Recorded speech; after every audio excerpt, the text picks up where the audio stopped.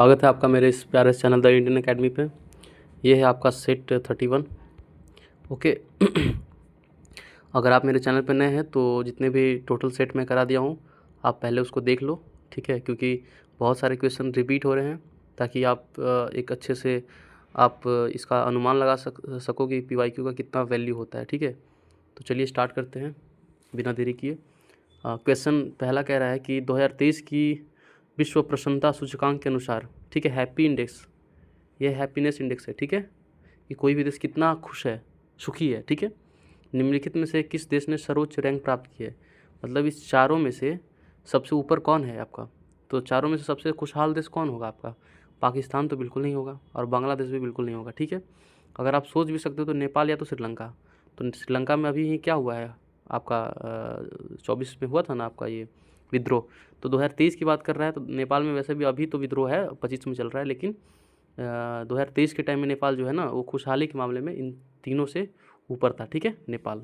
चलिए अब कह रहा है कि वायुमंडलीय तापमान आमतौर पर ऊंचाई के साथ घटता है, यानी आपका जो टेम्परेचर है ना, आप ऊपर जाओगे तो टेम्परेचर क्या होगा, घटेगा। लेकिन कभी कभी क्षोभ मंडल में यह घटना क्या होती है, उलट जाती है। इस घटना को हम लोग क्या देखिए, अब भाई ये तापमान क्या होता है, ऊंचाई के साथ साथ घटता है, लेकिन क्षोभ मंडल में क्या होता है ना कि ये बढ़ता है, ये उलट जाती है। तो क्या होगा, तापमान का व्युत्क्रमण होगा, यानी रिवर्स होगा, टेम्परेचर रिवर्स होगा, यही होगा ना। तो ये आपका न्यूमोनिक से भी आप पकड़ सकते हो इसको, ठीक है। चलिए पहला ये अब कह रहे हैं कि फरवरी 2023 में भारत का दौरा करने वाला जर्मन चांसलर का नाम क्या है। देखिए ये करंट अफेयर्स है, आप इसको निगलेक्ट कर सकते हो, ठीक है। इसका मैं आंसर आपको बता दूं, ये है आपका ओलाफ सोल्ज, ठीक है। चलिए अब आगे कह रहा है कि जकार्ता इंडोनेशिया में आयोजित एशियाई खेलों के फाइनल मैच में भारत ने फुटबॉल में दक्षिण कोरिया को 2-1 से हराकर स्वर्ण पदक जीता। यह किस वर्ष हुआ था, ठीक है। देखिए कब का पूछा है आपका, ठीक है। तो जकार्ता में आपका एशियाई खेल हुआ था, जिसमें इंडिया ने फुटबॉल में आपके दक्षिण कोरिया को 2-1 से हराया था और आपका स्वर्ण पदक जीता था, गोल्ड मेडल जीता था। तो ये किस वर्ष, ओके, तो ये है आपका 1962 में। अब एशियाई खेल हो गया, आपका पैरा ओलंपिक्स हो गया, ठीक है, जितने भी खेल है जिसमें इंडिया विन हुआ है, ठीक है, उसके सारे ईयर्स को और किसको हराया है वो, ओके, वो सारे आपको नोट कर लेने हैं। चलिए 1962। अब कह रहा है कि भारत के संविधान के अनुसार प्रत्येक राज्यपाल को पद ग्रहण करने से पहले किसकी उपस्थिति में शपथ लेनी होगी। देखिए आपका जो राज्यपाल है ना, किसी भी राज्य का राज्यपाल, उसको अपॉइंट कौन करता है, उसको राष्ट्रपति अपॉइंट करता है। अपॉइंट मतलब क्या, नियुक्ति करता है कि जाओ इस राज्य का राज्यपाल तुम बनो, ठीक है। लेकिन राज्यपाल शपथ जो लेता है ना, वो राष्ट्रपति के सामने नहीं लेता है, यानी कि राष्ट्रपति किसी भी राज्यपाल को शपथ नहीं दिलाता। अब कितने राज्यपाल एक बार में चुने जा रहे हैं, तो सबके जगह सब जगह पे राष्ट्रपति थोड़ी अवेलेबल होगा। जैसे मान लीजिए कि आज झारखंड का राज्यपाल कोई बना, उसी टाइम कोई बिहार का राज्यपाल बन रहा है, ओके, तो अब दोनों जगह राष्ट्रपति कैसे अवेलेबल होगा। इसलिए राष्ट्रपति जो है शपथ नहीं दिलाता है। तो शपथ कौन दिलाता है आपका, तो वो होता है कि उस स्टेट का ही वो मुख्य न्यायाधीश उसका शपथ दिलाता है, ठीक है। चलिए ये आर्टिकल कौन सा है, तो ये आर्टिकल 159, यानी कि शपथ राष्ट्रपति का शपथ का जो आर्टिकल है ना वो 159 है, ओके। और आपका 155 जो आर्टिकल है वो ये बताता है कि राष्ट्रपति जो है आपका राष्ट्रपति जो है आपको राज्यपाल को क्या करता है, अपॉइंट करता है। वो आर्टिकल कौन सा है, 155, दोनों आप याद रखिएगा। अच्छा आपका जो राष्ट्रपति होता है ना, वो किसके सामने शपथ लेता है, तो राष्ट्रपति किसी सामने शपथ लेगा, तो भारत के मुख्य न्यायाधीश, ठीक है। चलिए ओके, अब है ये ऑप्शन 4। अब कह रहे हैं कि प्रसिद्ध उपन्यास the house of blue mangoes किसने लिखा है। देखिए ये क्वेश्चन मैं क्यों बोला कि आप सारे PYQs देख लीजिए, क्योंकि ये क्वेश्चन PYQ में पूछा है, ठीक है। तो ये है आपके डेविड आर, ओके। देखिए एक दो वीडियोस देखने से कुछ फ़ायदा नहीं होने वाला है। अगर आप मेरे चैनल पे रैंडम आए हो, एक वीडियो देखे उसके बाद क्विट कर दिए, मेरे चैनल पे आप ना विजिट किए ना सब्सक्राइब किए, तो कोई बेनिफिट नहीं मिलने वाला है, ठीक है। जितने भी मैं वीडियोस ला रहा हूँ अभी तक टोटल 30 सेट करा दिया है मैंने, ठीक है। आप सारे सोल्व करो तब जाके फ़ायदा मिलेगा, एक दो वीडियो से कुछ नहीं होने वाला है भाई। 10-15 मिनट का वीडियो है, प्रैक्टिस करो, ओके। आपको थ्योरी जहाँ से करना है करो, कम से कम प्रैक्टिस तो करो यहाँ से। और प्रैक्टिस के लिए PYQ से बेहतर कुछ नहीं हो सकता, ठीक है। मैं आपको गारंटी देता हूँ, श्योरिटी देता हूँ कि आप प्रैक्टिस करो। मैं 300 टोटल PYQ का सोल्यूशन दे रहा हूँ, आप एक बार लगाओ तो सही, उसके बाद देखो आपका एग्ज़ाम कैसे नहीं क्लियर होता है, ठीक है। PYQ से बाहर कहीं नहीं करेगा क्वेश्चन, ओके। चलिए अब है आपका ऑप्शन 3। अब चैनल पे आप लोग सब्सक्राइब भी नहीं करते हो यार, तो थोड़ा अच्छा नहीं लगता है। ओके, अब कह रहे हैं कि अल्लाह रिपू निम्नलिखित में से किस भारतीय शास्त्रीय नृत्य शैली का पहला नृत्य है। देखिए अल्लाह रिपू, ये भी क्वेश्चन आपका किया है PYQ में। अभी हम लोग 30 सेट करके आए हैं ना, आप पूरा करके देखिए, आपको सारे क्वेश्चन बहुत सिंपल ईजी दिखेंगे। तो ये कह रहा है कि अल्लाह रिपू जो है वो किस नृत्य का पहला रूप है, ठीक है, यानी किसी भी नृत्य को परफॉर्म करने से पहले जो है ना वो अल्लाह रिपू किया जाता है। अल्लाह रिपू मतलब क्या, खुलना, वो प्रदर्शित करना अपने आप को, तो वो होता है भरतनाट्यम में, ठीक है। भरतनाट्यम कहाँ का नृत्य है ये, तो आपका तमिलनाडु का नृत्य है। ओके, कुचिपुड़ी ये कहाँ का है आपका, ये आंध्र प्रदेश का है। कथकली ये कहाँ का है आपका, केरल का है। और उड़ीसी तो उड़ीसा का है, ठीक है। चलिए, अब कह रहा है कि भारत में सकल घरेलू उत्पाद यानी GDP का अनुमान लगाते समय निम्नलिखित में से किन वस्तुओं को अंतिम वस्तुओं के रूप में पहचाना जाता है। देखिए GDP का फुल फॉर्म क्या होता है, ग्रोस डोमेस्टिक प्रोडक्ट। इसका अनुमान हम लोग कैसे लगाते हैं, तो किसी भी देश के सीमा के अंदर जो अंतिम वैल्यू है, यानी कि लास्ट प्राइस है आपका, अंतिम वस्तु जो है आपका, उसी का प्राइस का आकलन करके हम लोग GDP निकालते हैं। ओके, चलिए, तो यहाँ पे कह रहा है कि घर में रोटी बनाने के लिए खरीदा गया गेहूँ, ये GDP का अनुमान लगाएगा कि नहीं लगाएगा, बिल्कुल लगाएगा। क्यों, अंतिम वस्तु कैसे नहीं होगा जी। जैसे आप मान लीजिए कि गेहूँ से आटा बनता है, ठीक है। ओके, गेहूँ से आटा खरीदा गया गेहूँ, तो ये जो गेहूँ है उसी से ना हम ये करेंगे, मतलब आटा बनाएंगे आपका, फिर उससे रोटी बनेगा, ठीक है। तो ये आपका अंतिम वस्तु के रूप में आपका ये जो पहला ऑप्शन है ना वो सही है, ठीक है। ओके, अब कह रहा है कि होटल में रोटी बनाने के लिए खरीदा गया गेहूँ। लेकिन देखिए ये जो होटल का बात कर दिया ना गेहूँ के लिए, तो होटल में ये चीज़ नहीं हो जाएगा, क्योंकि होटल में आपका जो प्राइस होगा, देखिए हम लोग घर में क्या करते हैं, नॉर्मली रोटी बनता है डायरेक्ट, हम लोग उसका ऑल अलग से प्राइस थोड़ी ऐड करते हैं। लेकिन होटल में क्या होता है, अलग से प्राइस उसका ऐड होता है। फाइनल प्राइस गेहूँ का प्राइस जो होता है उसका ही प्राइस थोड़ी होता है, वो अलग प्राइस होता है ना, हर होटल का अलग अलग प्राइस होता है। तो ये एक फाइनल वस्तु के रूप में हम लोग नहीं डिटरमाइन कर सकते हैं। ओके, चलिए, अब तीसरा कह रहा है कि घर में चाय बनाने के लिए इस्तेमाल किए गए चाय के बैग। जो चाय का बैग होता है ना, वो तो देखो घर में कुछ भी यूज़ करो, अब घर में आप अलग से एक्स्ट्रा प्राइस थोड़ी ऐड करोगे, नहीं है ना, तो ये फाइनल प्राइस ही होता है। और ये विश्वविद्यालय के छात्रावास के कैंटीन में, अब कहीं भी आप होटल में रहो, कैंटीन में रहो, ठीक है, तो ये जो है आपका मध्यवर्ती वस्तुओं के रूप में आ जाएगा। तो आपका जो तीसरा दूसरा और चौथा है ना, ये नहीं होगा, आपका पहला और कितना, कौन सा होगा, पहला और तीसरा होगा, ठीक है, यानी कि ऑप्शन 4। चलिए, अब कह रहे हैं कि तुंगभद्रा किस नदी की सहायक नदियाँ हैं। देखिए ये अगर आप मेरे चैनल पे विजिट किए होंगे तो मैंने नदियों के बारे में सारा जो है बता दिया आपका, जितना भी साउथ ईस्ट साउथ की नदियाँ हैं, नॉर्थ की नदियाँ हैं, ठीक है, सिंधु सभ्यता की नदियाँ, ब्रह्मपुत्र, सारी नदियाँ को मैंने पूरा डिटेल एक्सप्लेनेशन किया अपने चैनल पे, ठीक है, और बहुत सिंपल भाषा में। ओके, एकदम GK और आपके एग्ज़ाम ओरिएंटेड। तो तुंगभद्रा किस नदी की सहायक नदियाँ हैं बताइए, तो ये आपकी कृष्णा नदी की। कृष्णा नदी के बारे में कृष्णा नदी के बारे में मैंने क्या बताया था, तो ये नदी आपका कहाँ से निकलती है बताइए। तो ये निकलती है आपके आपका महाराष्ट्र से, ठीक है, महाराष्ट्र के महाबलेश्वर से, ठीक है, महाराष्ट्र से महाबलेश्वर से निकलती है। और कहाँ कहाँ जाती है, तो मान लीजिए यहाँ महाराष्ट्र है, महाराष्ट्र होते हुए आपका तेलंगाना में प्रवेश करती है, तेलंगाना से फिर आंध्र प्रदेश, और फिर यहाँ कर्नाटक में भी आती है, ठीक है, महाराष्ट्र से कर्नाटक, फिर कर्नाटक से आपका तेलंगाना, तेलंगाना से फिर आपका आंध्र प्रदेश, क्योंकि तेलंगाना और आंध्र प्रदेश एक ही में था, बाद में जाकर डिवाइड हुआ है, फिर आंध्र प्रदेश से जाके फिर बंगाल की खाड़ी में गिर जाती है। ओके, तो ये आपका कृष्णा नदी है, बहुत इंपॉर्टेंट नदी है आपका साउथ नदी में, कृष्णा नदी। और कृष्णा नदी की ही ये जो है तुंगभद्रा जो है ना वो सहायक नदी है। तुंगभद्रा कहाँ मिलती है, तो जैसे मान लीजिए कि आपकी कृष्णा नदी यहाँ से आ रही है, आपकी कहाँ से, महाराष्ट्र से आ रही है, ठीक है, तो ये कर्नाटक में जब पहुँचती है ना, तो कर्नाटक से ये जो तुंगभद्रा नदी है वो कर्नाटक से ही निकलती है और इसमें मिलती है आपके कृष्णा नदी में, ठीक है।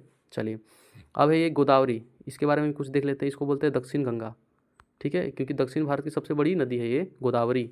ओके, चलिए, ये कहाँ से निकलती है भाई, तो ये भी आपके महाराष्ट्र से ही निकलती है, ठीक है, ये भी महाराष्ट्र से निकलती है। और ये बहुत बड़ी नदी है आपकी साउथ इंडिया की, ठीक है, इसमें बहुत सारे क्या बोलते हैं इंडस्ट्री इससे फल फूल रही है।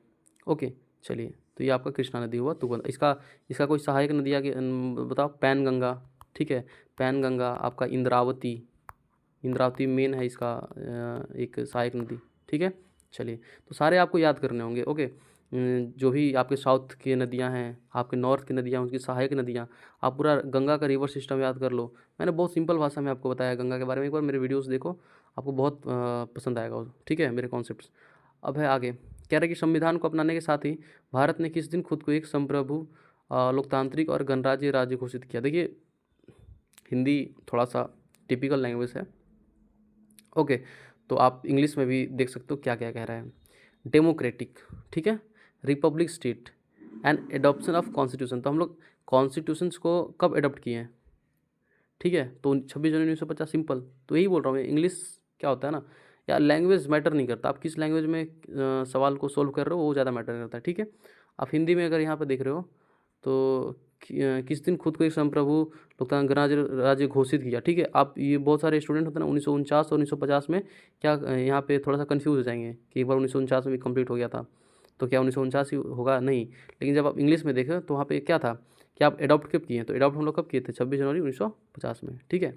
चलिए आप लोग दोनों लैंग्वेज एक बार देख लीजिए, ये क्वेश्चन कहना क्या चाह रहा है, पूरा क्लियर हो जाइए, उसके बाद ही आप ऑप्शन पे जाइए, ठीक है। चलिए अब कह रहा है कि दीवान ए आम, जिसमें पियत्रा ड्यूरा कार्य के सुंदर पैनलों से अलंकृत संगमरमर की छतरी है, किस स्मारक का हिस्सा है। देखिए दीवाने आम क्या है, तो दीवाने आम है आपका शाहजहाँ द्वारा बनाया गया लाल किला में, ये जो है दीवाने आम जो है ना वो उसका एक हिस्सा है, ठीक है।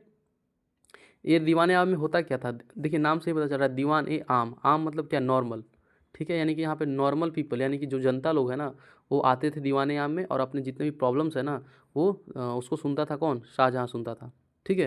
यानी कि एक तरीके से आप कह सकते हो कि वहाँ पे लोगों की प्रॉब्लम सुना करते थे आपके मुग़ल बादशाह, ठीक है। लोगों का दरबार लगता था, ठीक है। चलो, और आपके लाल किला में और क्या क्या था, तो आपका दीवान ए खास भी था, ठीक है, दीवान ए खास, दीवाने आम, दीवाने खास, मोती मस्जिद, ठीक है, मोती मस्जिद भी इसी के अंदर थी। ओके, ताजमहल किसने बनवाया भाई, तो ये भी शाहजहाँ ने बनवाया, ठीक है, शाहजहाँ। बीबी का मकबरा आपका महाराष्ट्र में है, कौन बनवाया आपका, तो औरंगजेब, ठीक है। ये सारे आप ऑप्शन से भी क्वेश्चंस कर देते हैं, इसलिए ऑप्शन को भी एलिमिनेट करना है। हुमायूं का मकबरा ये किसने बनवाया, तो हुमायूं का मकबरा बहुत लोगों को लगे कि हुमायूं ने बनवाया, तो भाई अपना मकबरा खुद वो थोड़ी बनवाएगा, ठीक है। वो मर गया तो उसकी जो है, जो वाइफ है ना हुमायूं की, वो उसका मकबरा बनवाई थी, ठीक है। ओके, चलिए, तो ये है आपका लाल किला। अब कह रहा है कि निम्नलिखित में से कौन सी फसल भारत में रबी मौसम में उगाई जाती है। देखिए ये भी क्वेश्चंस एक वो आया था आपका रबी, ये नहीं आया था लेकिन ये आया था कि रबी फसल क्या है, या फिर रबी जायद और आपका खरीफ फसल में आपका ये दिखाना था क्या डिफरेंस है। तो मैं उसमें भी बताया था कि रबी फसल में कौन कौन से फसल आते हैं, ठीक है। इसलिए मैं जो जो एक्स्ट्रा इन्फॉर्मेशन देता हूँ उसको भी आप नोट कर लीजिए, क्योंकि आप एक्स्ट्रा इन्फॉर्मेशन से भी क्वेश्चंस क्या वहाँ से आ सकते हैं, ठीक है। तो मैंने जब रबी फसल के बारे में पढ़ा रहा था तो वहाँ पे मैं ये बताया था कि कौन कौन से जो फसल हैं रबी फसल के उदाहरण हैं, तो मैं वहाँ गेहूँ का एग्जाम्पल दिया था आपका, ठीक है। तो आपका गेहूँ जो है वो रबी फसल का एग्जाम्पल है, ठीक है। रबी फसल कब उगाई जाती है, तो अक्टूबर से नवंबर के बीच में, ठंडे के टाइम में, और आपके गर्मी के टाइम में ये कटाई होती है इसकी, ठीक है। चलिए चावल आपका किसका है, तो चावल आपका खरीफ फसल का उदाहरण है, ठीक है, खरीफ फसल का उदाहरण है। चलिए, तो ये आपका गेहूँ। अब कह रहे हैं कि भारतीय संविधान में धर्मनिरपेक्ष यानी कि सेक्युलर, ये है सेक्युलर, ठीक है, सेक्युलर, सेक्युलर वर्ड कब जोड़ा गया था, तो ये सारे 3 वर्ड जोड़े गए थे, सेक्युलर, सामाजिक, न्यायिक, ठीक है। तो ये आपके जो है 42वां संशोधन में जोड़ा गया था आपका। ओके, ये कब हुआ था, 1976 में, ठीक है। इसे बोलते हैं मिनी कॉन्स्टिट्यूशन, 42वां संशोधन को बोलते हैं मिनी कॉन्स्टिट्यूशन। चलिए, अब कह रहा है कि निम्नलिखित में से किस पुर्तगाली यात्री ने कृष्णदेवराय के शासनकाल के दौरान विजयनगर साम्राज्य का दौरा किया था। देखिए कृष्णदेवराय दक्षिण भारत के बहुत महान शासक थे, ठीक है, विजयनगर साम्राज्य से थे। तो भाई ये जो है इनके टाइम में पुर्तगाली लोग भी उस टाइम आना जाना हो गया था, तो कौन से पुर्तगाली जो हैं वो उस विजयनगर का दौरा किए थे बताओ, तो ये है आपके डोमिंगो पाइस, ठीक है, डोमिंगो पाइस। चलिए याद कर लीजिएगा, ये नाम नोट कर लीजिएगा। कह रहा है कि निम्नलिखित समाज सुधारकों में से किसने 1867 में बॉम्बे में प्रार्थना समाज की स्थापना की, ठीक है। तो ये भाई प्रार्थना समाज की स्थापना किसने की थी, सिंपल आपका आत्माराम पांडुरंग। ओके, चलिए अब कह रहे हैं कि निम्नलिखित में से किसने 1963 में मद्रास में अपनी कुचिपुड़ी कला अकादमी की स्थापना की। देखिए कुचिपुड़ी कहाँ का नृत्य है, आपका आंध्र प्रदेश का है, ठीक है। तो नाम से थोड़ा सा मैच कीजिए, तो नाम ये आपका देखिए दो में आप कंफ्यूज हो गए, तीसरा और चौथा में, क्योंकि रेड्डी भी आपका आंध्र प्रदेश का ही टाइटल है, और आपका वेमपट्टी चिन्ना सत्यम। ओके, तो इसमें जो आपका आंसर होगा ना ये होगा वेमपट्टी चिन्ना सत्यम, ठीक है। चलिए अब कह रहे हैं कि अरस्तु ने जानवरों के वर्गीकरण के लिए निम्नलिखित में से किस विशेषता का उपयोग किया था। देखिए जूलॉजी के फादर हैं ये, जूलॉजी के फादर किनको कहा जाता है, अरस्तु को कहा जाता है। भाई ये जो है ना वो जानवरों को वर्गीकरण किए उनके आवास के आधार पे, ठीक है, यानी कि वो रहते कैसे हैं। जैसे जो अगर स्थल पे रहता है यानी कि भूमि पे रहता है उसको स्थल का जीव कहें, जो जल में रहता है उसको जलीय जीव कहें, ठीक है, और जो वायु में रहता है जैसे पक्षी उक्षी तो उसको वायु के जीव बोलें, ठीक है। तो ये जो अरस्तु है ना जानवरों को 3 भागों में आवास के आधार पे डिफरेंट आपका डिवाइड करते हैं, ठीक है। चलिए ऑप्शन 3। अब कह रहे हैं कि 2011 की जनगणना भारत में आयोजित की गई आधिकारिक सर्वेक्षण क्या थी। देखिए अगर आधिकारिक सर्वेक्षण बोलेगा तो वो 15वीं थी, ठीक है, क्योंकि पहली बार जो भारत में जनगणना हुई थी ना वो 1872 में हुई थी, ठीक है, 1872 में हुई थी। लेकिन भाई वो क्रम के रूप में नहीं था, सिंक्रोनाइज नहीं था। ओके, जब सिंक्रोनाइज आपका जो जनगणना हुआ है ना वो आपका कब हुआ है, तो वो 1881 में हुआ है, ठीक है। तो वो 1800 कितना में हुआ है, 1881 में हुआ है। चलिए तो ये हो गया आपका 15वीं। ओके, और भारत का सबसे ज़्यादा देखिए जनगणना से हर एक अभी तक मैंने 30 सेट करा दिया है, ठीक है, 30 में जनगणना आपके जनगणना से 2011 की जनगणना से क्वेश्चन किया है। ओके, सो आप जनगणना के जितने भी पॉइंट्स हैं सारे याद कर लीजिए, नहीं तो अभी मैं 300 पीवाई को सॉल्व करा रहा हूँ ना, उसमें जितने पॉइंट्स आ रहे हैं ना बस वही याद कर लीजिए, उसके बाहर जनगणना से पूछेगा भी नहीं, क्योंकि 300 में कम से कम 300 क्वेश्चन जनगणना से रिलेटेड, ठीक है, उससे बाहर नहीं जाएगा। इसीलिए मैं बोल रहा हूँ प्रैक्टिस करो तो अच्छे से करो ताकि एग्ज़ाम में क्वेश्चन आए, क्योंकि जीके बहुत बड़ा वास्ट चीज़ है, बहुत वास्ट है भाई। कहाँ पढ़ोगे, कितना पढ़ोगे, पढ़ना अभी वही है, स्मार्ट स्टडी उसी को बोलते हैं कि पढ़ो वही जो एग्ज़ाम में कम से कम वो आए बनाए। तो जब एग्ज़ाम में बैठे क्वेश्चन जब मैच करे तो एक कॉन्फिडेंस फील हो कि हाँ मैंने एक प्रैक्टिस किया था तो सही जगह पे प्रैक्टिस किया था। मैं बता रहा हूँ आपको एक्सपीरियंस के आधार पे, बहुत अच्छा प्रैक्टिस मैं दे रहा हूँ आपको, ठीक है। आप बस मेरे चैनल से जुड़ जाइए जब तक एग्ज़ाम आपका कंप्लीट नहीं हो जाता है, ठीक है। आप जितने भी मैं वीडियोज़ ला रहा हूँ बस आप 10-15 मिनट का वीडियोज़ होगा, आप बस प्रैक्टिस करिए फिर अपना स्कोर देखिए, ठीक है। चलिए अब कह रहा है कि फरवरी 2024 तक निम्नलिखित में से कौन केंद्रीय बंदरगाह नौवहन और जलमार्ग मंत्री है। तो देखिए ये करंट अफेयर्स है और पूछ भी सकता है क्योंकि अभी चेंज थोड़ी हो जाएंगे। तो आपके अच्छा फरवरी 2024 तक है ना, तो केंद्रीय बंदरगाह और नौवहन जलमार्ग मंत्री कौन है बताइए। तो ये हैं आपके सर्बानंदन सोनोवाल, ठीक है, सर्बानंदन आपके सोनोवाल। चलिए ऑप्शन सी। अब कह रहा है कि यदि किसी विशिष्ट भोजन का ग्लाइसेमिक इंडेक्स जीआई, देखिए जीआई क्या होता है, ग्लाइसेमिक इंडेक्स ये होता क्या है, पहले ये समझते हैं, ग्लाइसेमिक इंडेक्स के बारे में समझते हैं, उसके बाद हम लोग देखेंगे कि आंसर क्या होगा। देखिए भोजन को 3 भागों में बांटा गया है आपके जीआई के आधार पे। जीआई मतलब क्या कि किसी भी जो कार्बोहाइड्रेट होता है ना, ओके, जो कार्बोहाइड्रेट होता है वो रक्त मतलब भोजन को कितना आपके रक्त शर्करा में चेंज कर रहा है। आपका जो कार्बोहाइड्रेट है आपके भोजन को कितना रक्त शर्करा में यानी कि ब्लड के जो ब्लड शुगर में चेंज कर रहा है, ठीक है, यानी कि ब्लड शुगर से संबंधित है। तो ये आपका जो जीआई है ना वो 3 भागों में वर्गीकृत है। एक होता है कम जीआई भोजन, एक होता है मध्यम, एक होता है उच्च, ठीक है। कैसे, तो भाई कम जीआई भोजन क्या होता है, जिसका जो आपका जो ये जीआई का इंडेक्स है ना उसका जब वैल्यू 59 से कम 55 से कम हो, 55 से कम हो तो वो होता है कम जीआई भोजन, ठीक है। और कम जीआई भोजन में क्या होता है ना कि आपका शर्करा का मात्रा जो है ना वो बहुत कम होता है शरीर में, रक्त में शर्करा की मात्रा कम होती है, ओके। और आपका मध्यम जीआई में क्या होता है, तो 55 से लेके 69 तक होता है, ठीक है। ये मध्यम में भी क्या होता है कि मतलब थोड़ा बहुत होता है आपका शर्करा की मात्रा, ओके। लेकिन जो 70 से लेके 100 तक की आपका इंडेक्स अगर शो कर रहा है यानी कि वो उच्च जीआई भोजन है, यानी कि वो बहुत ही अधिक शर्करा का भोजन है वो, ठीक है। वो आपके शर्करा आपका मधुमेह जो रोग होता है ना वो उसको क्या उसके लिए खतरा भी है, ठीक है, मधुमेह हो सकता है आपको उच्च जीआई भोजन अगर आप लोगे तो, ठीक है। और ये होता है आपका अत्यंत कम जीआई भोजन, जैसे आपका मछली हो गया, अंडा हो गया, ये सब क्या होता है अत्यंत कम जीआई भोजन होता है, ओके। यानी जीआई मतलब क्या है, ग्लाइसेमिक इंडेक्स, ये भी पूछ सकता है इसलिए याद रखिएगा इसको। तो भाई 70 से 100 के बीच में अगर ग्लाइसेमिक इंडेक्स दिखा रहा है तो वो किस प्रकार का भोजन होगा, तो वो उच्च जीआई भोजन होगा, ठीक है। अब आप समझ गए होंगे कि जीआई होता क्या है असल में, यानी कि ये शो करता है कि भोजन जो है ना आपका वो कितना आपके रक्त शर्करा को बढ़ा रहा है कम कर रहा है, ठीक है, वो दिखाता है। ओके, तो ये आपका जो 70 से 100 है वो आपका उच्च जीआई, कम कितना होगा 55 से कम, आपका मध्यम होगा 55 से 69। चलिए, अब कह रहा है कि बैडमिंटन में नेट को ज़मीन से कितनी ऊंचाई पर बीच में रखा जाता है। देखिए, आपका जो बैडमिंटन होता है ना, बैडमिंटन कोर्ट, ये जो आपका जाली होता है ऐसे, ठीक है, तो ये आपके स्थल से ज़मीन से कितने ऊपर पे होता है, तो ये होता है 5 फीट, ठीक है, 5 फीट। चलिए, आपका 5 फीट। अब कह रहा है कि 1905 में हिंदुओं और मुसलमानों ने अपनी एकता और खिलाफत में विरोध दिखाने के लिए एक दूसरे देखिए, ये कह रहा है ना कि 1905 में हिंदू मुसलमान अपने आप पे एक दूसरे के हाथ में राखी बांधते हैं। राखी मतलब क्या, यूनिटी का एक सिंबल है। तो क्यों, किसके खिलाफ, तो भाई 1905 में क्या हुआ था, आपका बंगाल विभाजन हुआ था, सिंपल। तो उस समय वायसराय कौन था, लॉर्ड कर्जन, लॉर्ड कर्जन। अभी देखिए, पिछले भी जो 30वां सेट है उसमें भी आया था बंगाल विभाजन के बारे में, आया था ना। तो वही बोल रहा हूँ मैं कि PYQ को सोल्व करिए आप, बहुत फ़ायदा मिलने वाला है आपको।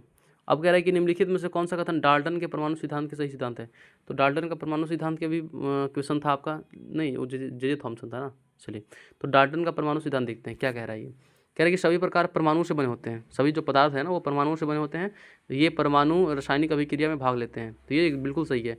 डाल्टन ने भी यही कहा था कि जितने भी पदार्थ है वो सब परमाणुओं से बने होते हैं। चलिए, अब कह रहा है कि रासायनिक अभिक्रिया के दौरान परमाणुओं का निर्माण या विनाश हो सकता है। नहीं, ये आपके डाल्टन साहब नहीं कहते हैं कि केमिकल रिएक्शन से आपके परमाणु का निर्माण होता है या फिर विनाश हो सकता है, ये गलत कथन है। अब कह रहा है कि विभिन्न तत्वों के परमाणुओं का द्रव्यमान और रासायनिक गुण अलग अलग होते हैं, बिल्कुल सही है। आपके जितने भी आपके तत्व हैं, एलिमेंट्स हैं, सबका केमिकल प्रॉपर्टीज़, ठीक है, द्रव्यमान सबका अलग अलग होता है ना। जैसे हाइड्रोजन हो गया, हीलियम होगा, सबका द्रव्यमान अलग होगा, होगा कि नहीं होगा। तो ये भी आपका डाल्टन ने ये कथन कहा था आपका, यानी कि सी भी सही है आपका। ओके, चलिए, ए और सी भी दोनों सही है। अब देखते हैं डी, यौगिक पूर्णांक या भिन्नात्मक संख्याओं के अनुपात में परमाणुओं का संयोजन होता है। नहीं, ये भी गलत। अब ई कह रहा है कि एक यौगिक में हमेशा परमाणुओं की सापेक्ष संख्या और प्रकार अस्थिर होंगे, यानी कि अस्थिर अनुपात का नियम, ये अस्थिर अनुपात के नियम को दर्शाता है, ठीक है। और डाल्टन का जो नियम है वो अस्थिर अनुपात के नियम को शो करता है, यानी कि आपका जो ई है ना वो भी सही हो जाएगा। तो आपका ए, सी और ई ये तीनों सही है। तो ये सी कहाँ है, ए सी ई, हाँ ये ऑप्शन 3 जो है बिल्कुल सही हो जाएगा आपका। चलिए, अब कह रहा है कि प्रसिद्ध संस्कृत व्याकरण पुस्तक महाभाष्य किसने लिखा था। तो भाई सिंपल क्वेश्चन है, महाभाष्य किसने लिखा, पतंजलि ने, ठीक है। चलिए, अब है कि हरिहरन को 2004 में उनके किस क्षेत्र में योगदान के लिए पद्मश्री से सम्मानित किया गया था। देखिए भाई, हरिहरन जो है ना उनको 2004 में पद्मश्री मिला, किस क्षेत्र में, तो हरिहरन कला संगीत से रिलेटेड है, ठीक है। चलिए, तो आपका सारा क्वेश्चन हो गया है।